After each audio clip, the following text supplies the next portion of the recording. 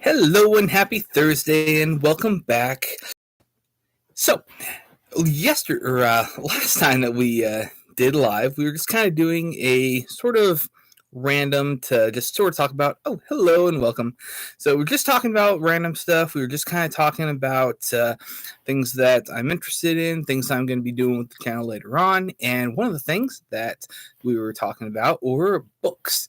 And ideally the idea of writing books. So if you've seen any of my major long form videos, you'll have seen that I do a few based on how to actually create characters, how to create fantasy maps. I've been working a lot more with doing my maps to get those guys knocked out. But one of the things when it comes to stories that a lot of people really don't think about is stories are hard. There's a lot that goes on into actually writing a book. There's a lot that goes on into figuring out how to actually come up with the ideas, how to figure out what to write, what to do as far as plot goes. And I think one of the biggest problems that a lot of people fall under is they think they have to get the plot set and they have to have a really solid plot storyline before they can even go through. And while it definitely is a good idea to have a direction that you want your story to go, when I was when I was subbing the past bit, my sophomore class, they're working on short stories, and I had a few questions about how can I make this more interesting? How can I make this work? I'm not sure where to go from here. I'm not sure where I need to take my story. And so with that, I was just going to start and kind of break down really what goes into writing a story in general. So first thing to think about is all stories can be broken down into this one simple line. Someone somewhere did something for some reason and it was worth telling. Someone naturally is going to be characters. The somewhere is going to be setting. The did something, that's the plot. And for some reason, that's the antagonist.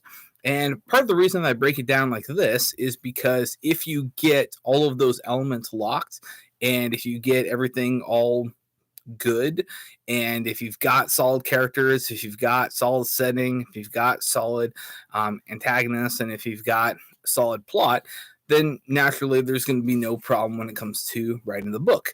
Unfortunately, when one of those is not working, then you oftentimes will get writer's blocks. And oftentimes the thing that's not working is the plot and where you want to go from there. So the first suggestion that I have is not even worry about the plot. So if you're going through writer's blocks, the first thing to think about is not going to be what kind of plot do I need? What kind of storyline do I need? Because odds are you've got where you want this thing to go in the end. What you don't have is how to get it to that point. So my suggestion is actually focus on the characters. To me, characters are going to be the most important part of any story because the characters are the dudes or dudettes that drive basically all the action. They're the element that the audience is going to follow along the most. They're the element that the audience is going to care about the most. So if you develop your characters well, then you're going to have a solid base. Well, here's another really interesting thing when it comes to developing your characters. When you develop your characters and you understand what your characters will do in any given situation, then they basically write their story themselves. Oftentimes, we seem to think as reader or as authors that we have to tell our characters what they're going to do, and then they're going to do it. But the reality is, when we get far enough in, our characters actually determine what they're going to be doing later on. Case in point, if you have a character that really wants to, one story that one of my students, they were writing, they were very much a kind of superhero like story. It's a world where heroes and villains exist, and this character is right there in there.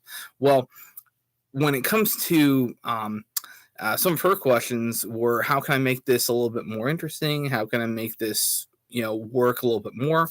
So when I went through and I was making comments on her page, so much of it was, what does your character think in this? What does your character feel in this situation?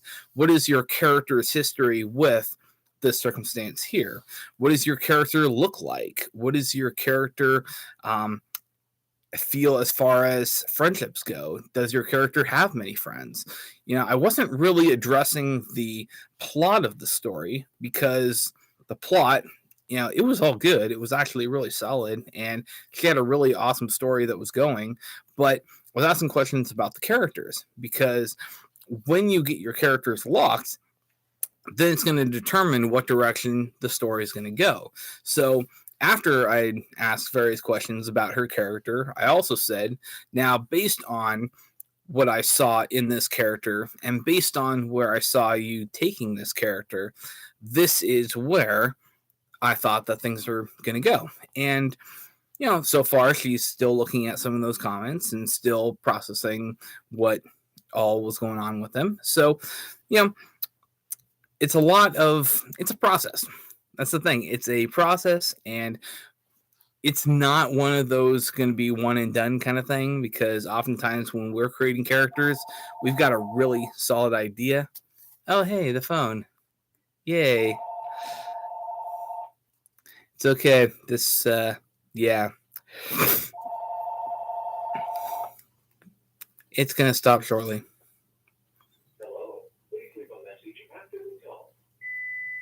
Cool. All right. So, gotta love that. But anyways, when it comes to the characters, they're the ones that are going to determine what direction the story actually goes. And with hers, when I was asking about this character, I was pointing out various things like, I notice he pays attention to this circumstance a lot, and I notice how he doesn't really interact with a lot of individuals except through the phone method. Now, granted, I'm also being kind of generic with all of this, because I'm not saying specifically what the story is going on, just because. But yeah, with hers, she had a really awesome opening. She had a really great setting that was built in there. She had a really great main character, and she wasn't quite sure where she wanted to officially go. Now, one of the other things too, and here was one of the classic problems that a lot of authors get into, is how much time can I spend developing things? Because the way that hers was going, I was fully invested in this being a novel. Like, this is supposed to be a short story that's like basically 6 to 20 pages long kind of thing. And the way that she was developing it, I was fully invested in it as far as if it was a novel. So one of the other things I also suggested, and this is a big thing when it comes to short stories, but because you have so little space to work, the action has to happen pretty quickly. If you have a novel, you can have some action happen, but you can have the main plot take a while to get into, because you have the option to build. You have the opportunity to develop setting, the opportunity to develop characters fully before they actually do what they're going to do in the main story. You have that time. In a short story, you don't have as much time, so you've got to get pretty quick into the action. And that was one thing that I noticed for actually a lot of them. There was the development, and honestly, I'm guilty of this too. You have the development of the characters, you have the development of the setting, the development of the world in general, and a great idea for a plot that is starting to take off. But again, because there's so little space in a short story as opposed to a novel or a series or an entire saga, getting into the action quickly is a really good idea. Now, if you're writing novels also, and here's another thing, while it's very, very common to want to do that slow rise, when you submit something to a publisher, oftentimes when you submit to the agent, they're going to have a cover letter and a synopsis. It's going to be required, and that's just going to be, is it really something that the editor or the agent wants to actually get involved in? Because again, they're going to be putting their effort into getting the sucker sold. And if it's not something that they want to put their time into, then it's just not going to work out for either of you guys. However, if the cover letter is attractive enough, then they'll read the synopsis. And if that's attractive enough, they're going to ask for your first 5 pages. The reason they ask for your first 5 pages is because that is about how long you have as a author to hook a reader. If a reader is not interested in the first 5 pages, well, if they go to a bookstore and they read the first few pages and then decide they don't like it, they'll just put it down. Simple as that. They don't have to pick up your book any further.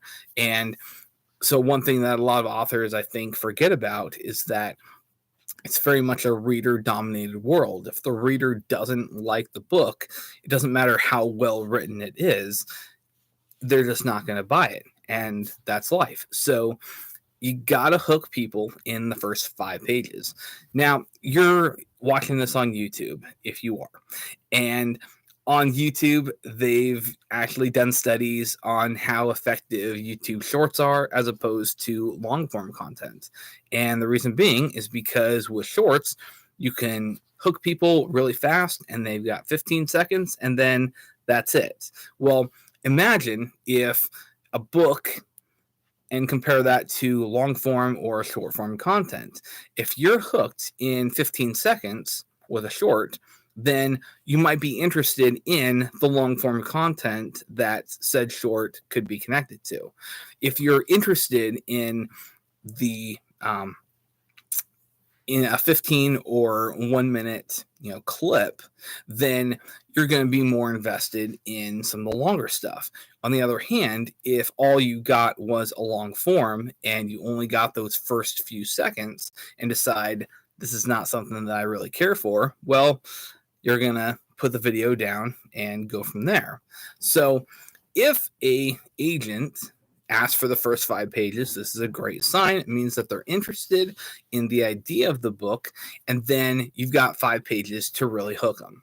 Well, unfortunately, it is a harsh world, and there are a lot of authors that have good books that the agent decides that they don't want to pick up. Now, there's actually nothing wrong with this. If you have an agent that is not interested in your book, then you don't want them to be a part of it. Simple as that. So when it comes to finding agents and getting those, first 5 pages, yeah, not only is it about finding that right agent, but if you think about it too, you're going to want not everybody to read your book. You want the people that are going to care the most to read your book. Because if you get someone and you're a fantasy writer, for example, and the person that picks up your book is only into romances, well, are they going to be the best judge of how well your book actually is? Now, granted, if you could actually convert a romance reader into a fantasy reader, more power to you. But if you get a fantasy book, you're going to attract fantasy readers naturally. And so you want to get those right kind of fantasy readers that are going to get hooked on it. And then they're going to find it enjoyable. They're going to send it to their friends. And in this case now, if their friend is into fantasy, you're already one step up. But if your friend isn't into fantasy, then they might still respect the friend enough to give them a shot. And then now you can build from there. So again, when it comes to just figuring out how this is going to work, when it comes to figuring out how much a reader is going to invest in, yeah, it's going to be quick. It's going to be short. But if you can hook them in the beginning, then odds are really good that you'll be able to keep them for the rest of the time. So, like I said, someone somewhere did something for some reason, and it was worth telling, and all books can be summed up like that. Well, how do you actually develop characters? How do you actually create a character that an audience cares about? And one of the things that I've actually learned is, first off, you got to give them flaws.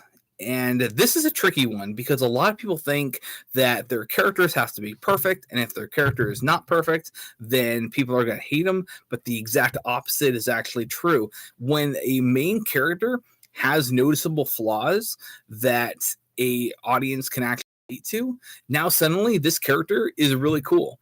If you think about so many characters that, or so many franchises that are slammed, so many times it's because the main character is just too perfect and they just somehow cannot do any wrong, and they're relatively boring to see a character that always succeeds. We as readers like to see that struggle. We like to see that our main characters are not perfect because then we can actually relate to them. Now, if you think about some of the best characters that are physically out there, well, for example, take Lord of the Rings. Okay. Lord of the Rings is actually a really good example because you have the first book, The Hobbit, a really fun story. You've got this really awesome character of Bilbo Baggins. You've got him meeting this wizard called Gandalf. Well, Bilbo Baggins as a initial character is kind of that example of a character that has really nothing wrong happening to them, and so they just live and everything is all happy dory. People like them, they're respectable, they've got good standing in their society, they have basically everything that they want, and essentially there's no story. So the Hobbit happens because Gandalf comes in and he's like, "Hey, cool. So you're gonna go on an adventure?" And Bilbo's like, "Yeah, I don't think so." And Gandalf is like, "Yeah, no, you're still doing it." So when Bilbo goes on his adventure with Gandalf and the rest of the dwarves, he discovers all sorts of things that he is not good at. He discovers that he doesn't have courage and he's kind of scared of everything. He discovers that he's pretty weak in the grand scheme of things, and he oftentimes needs the dwarves and Gandalf to save him. Well, as he's going along, then I'm just going to give some spoilers. Then they're in the Goblin Cave, and he gets knocked out and left behind. And now he has to figure out how to actually survive on his own. He runs into Smeagol slash Gollum. Technically, it was Gollum at the time, but he runs into him. He has to have this battle of wits where he basically does a whole bunch of riddles in order to keep him occupied and eventually survives. He finds a lost ring that turns out it turns him invisible, so he's able to escape from there.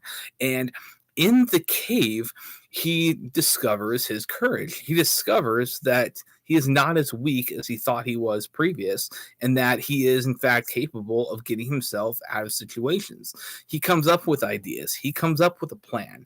He then has that courageous idea of looking out, seeing the Goblin Cave door ajar, and while he was still invisible, and he realizes that he can make a run for it. He can get out himself. He doesn't need someone to save him. And he takes it and he does it. And then after that, he starts to think, well, maybe there is something to me. Maybe there is something a little bit more than just this scared little hobbit. And it's at that point that his story really changes. Because then they go and then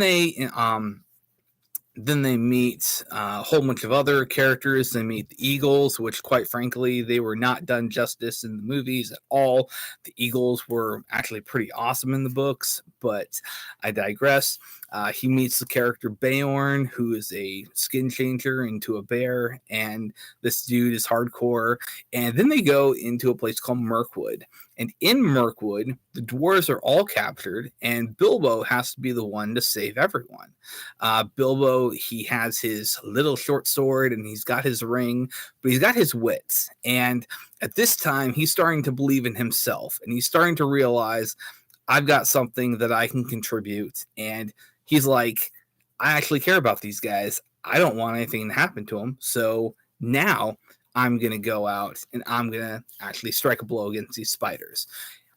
In doing so, he gets even more courage. He gets even more just strength as a character. And when the dwarves realize this guy actually can do stuff, now he's no longer just this extra baggage. Now he's actually a member of the company. Now he's someone that's actually contributing plans. He's someone that's actually coming up with ideas. When they come into situations, he actually has something to say, and they listen to him because they realize this guy can actually do stuff. Well, it's through that he ends up doing a whole lot as far as getting them out of an elven cave. He's the one that encourages them to keep looking for the secret door. He encourages them to just keep being brave and kind of keep them on their ultimate task. And ultimately, he's a character that's also not driven by gold or jewels or money in general, which is kind of crazy because oftentimes that's a major draw for anyone doing any adventure. But he doesn't care about that. He basically wants to get the dwarves home, and then he wants to get back to his home and more so just have that experience. So by the time all of it is done, this hobbit that was perfectly content just staying still and doing nothing realizes that there's a lot more to him and goes out and actually enjoys having adventures. But in doing so too, he becomes someone that people genuinely care about and people genuinely trust. And this is a perfect example of a character that had basically no flaws until the adventure came out, and then you realize all the flaws that he had, and it's through his adventure that he countered all those flaws. And we like seeing the way that Bilbo grew and just became awesome as a character.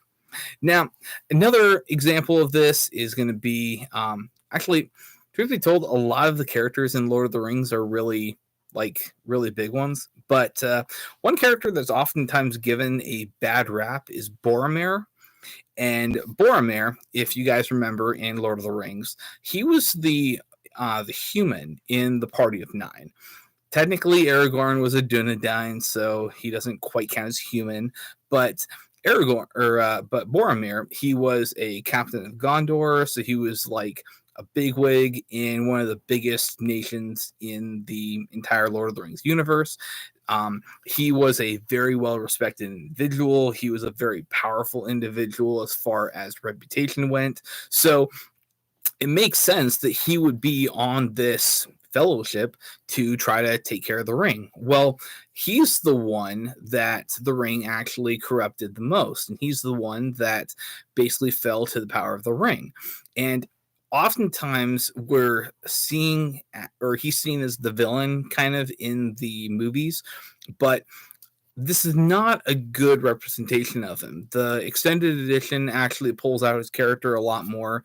You realize this is not a villain. This is a character that is so driven by loyalty to his family, loyalty to his, loyalty to his king that they're still waiting on, loyalty to his lord, so the father, loyalty to his nation.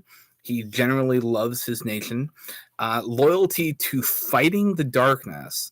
That's another important thing. This guy is all about duty, and this guy is a genuinely good guy. But in the presence of the ring, he is very weak, and that ring basically draws all of those things that are really positive parts about him, and it turns them and corrupts them and turns them into something not so good.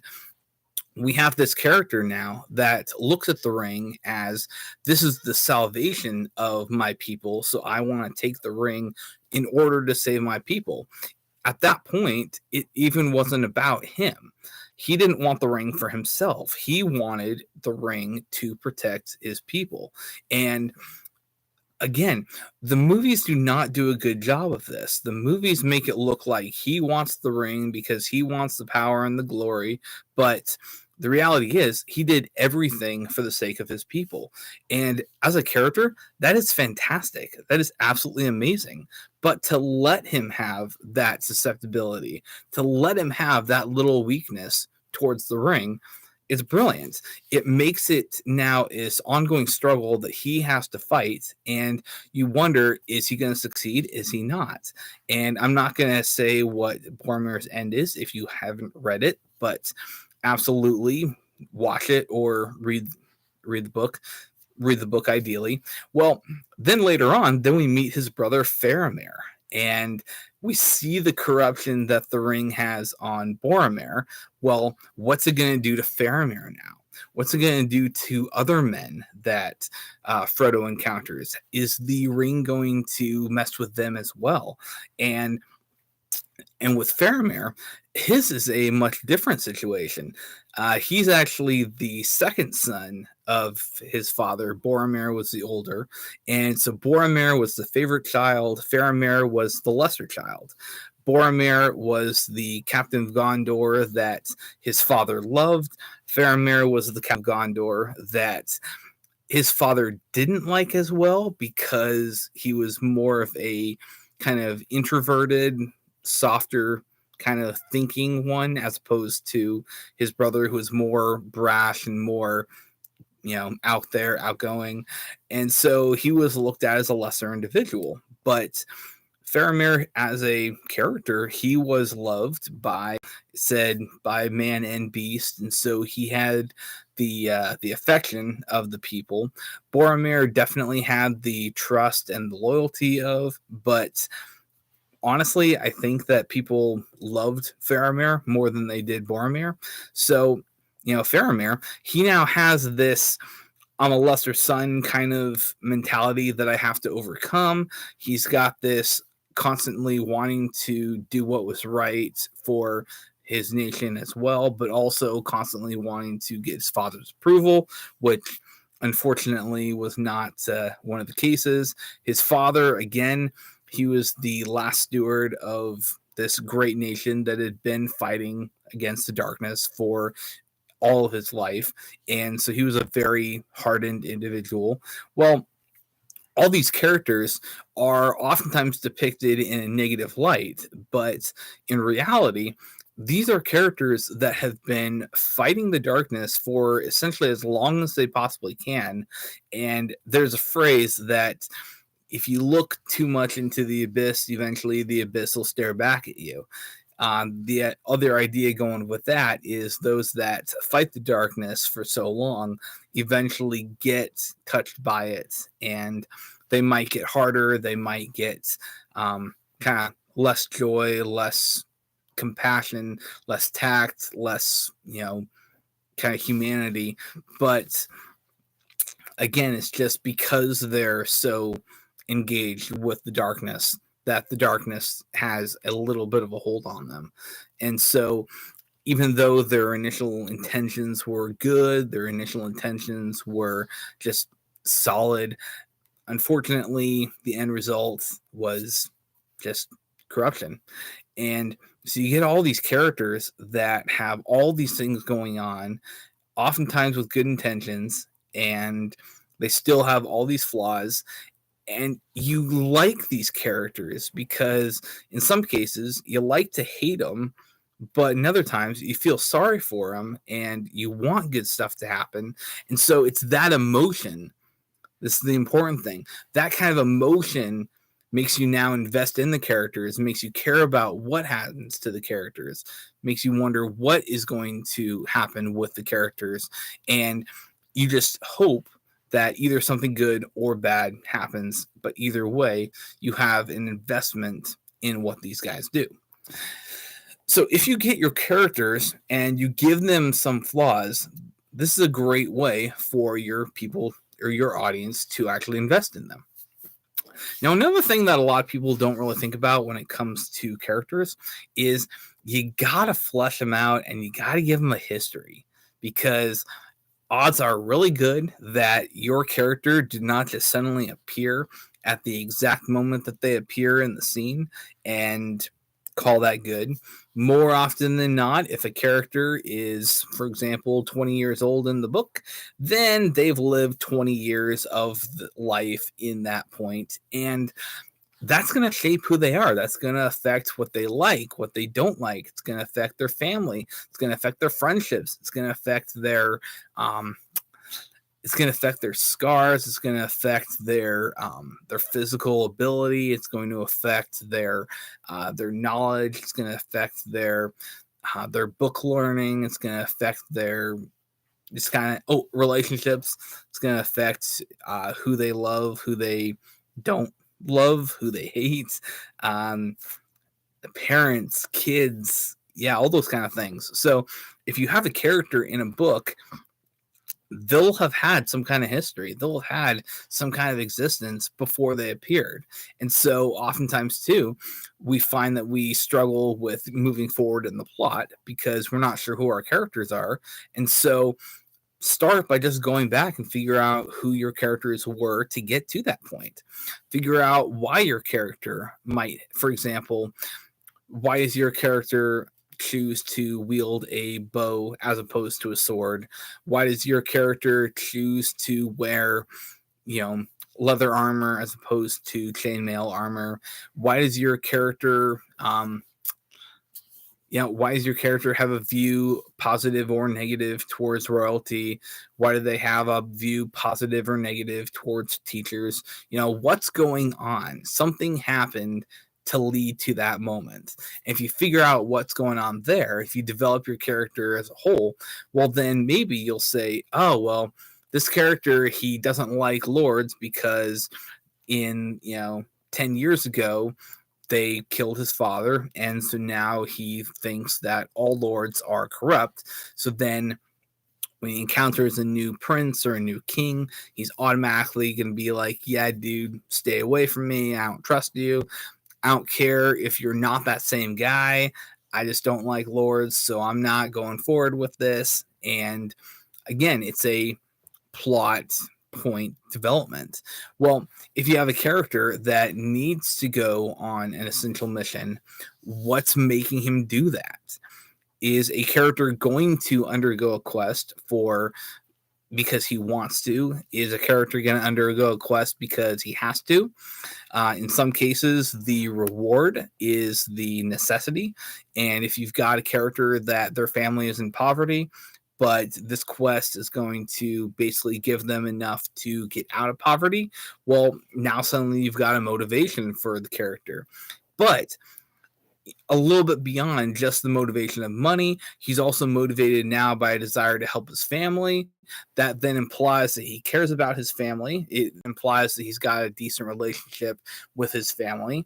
Or it's possible that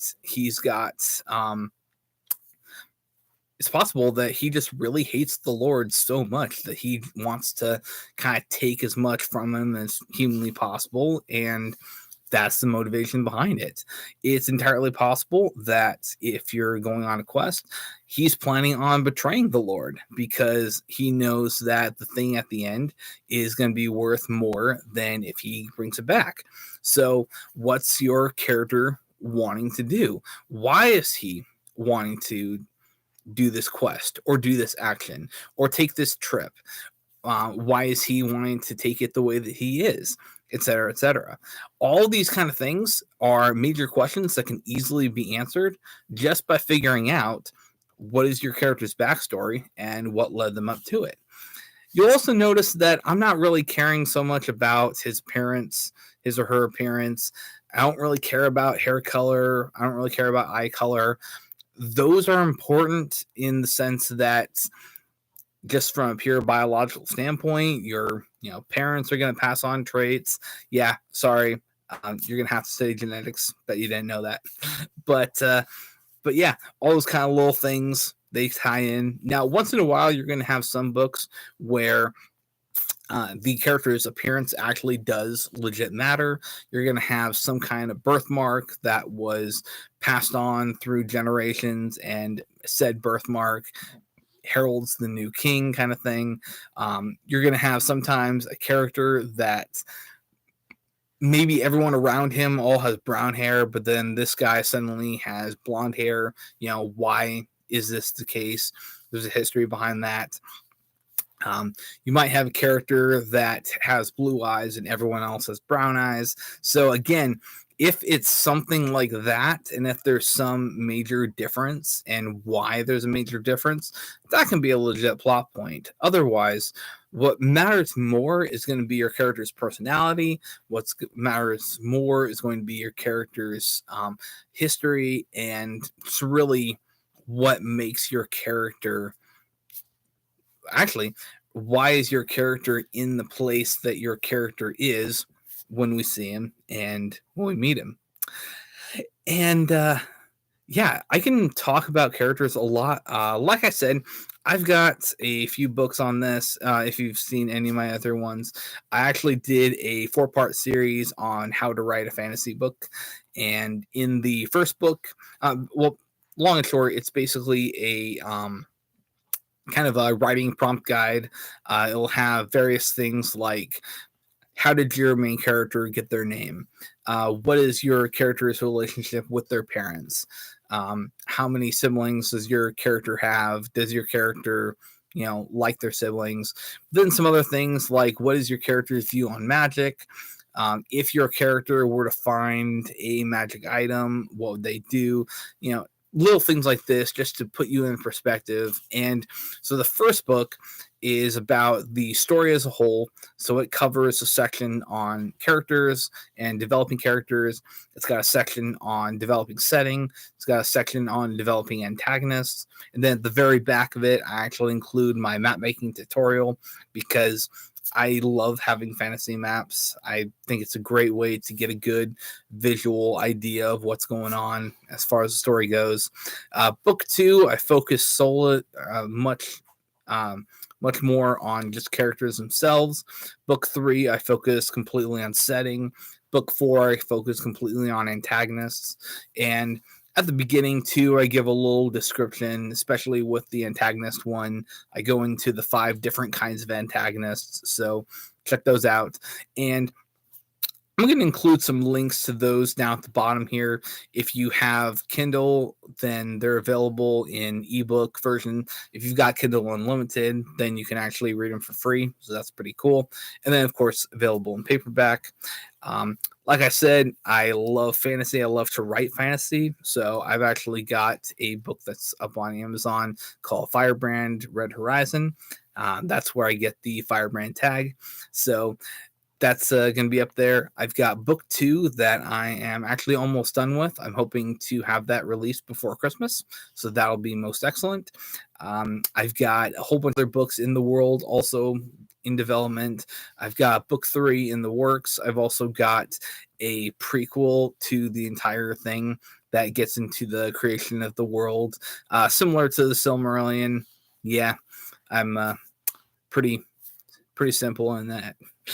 But yeah, so I've got a few things out there. And then again, you've seen some of my art stuff if you have been following my channel. If you haven't, I got a bunch of art stuff on there. And yeah, so thank you for joining me. This is a lot of fun.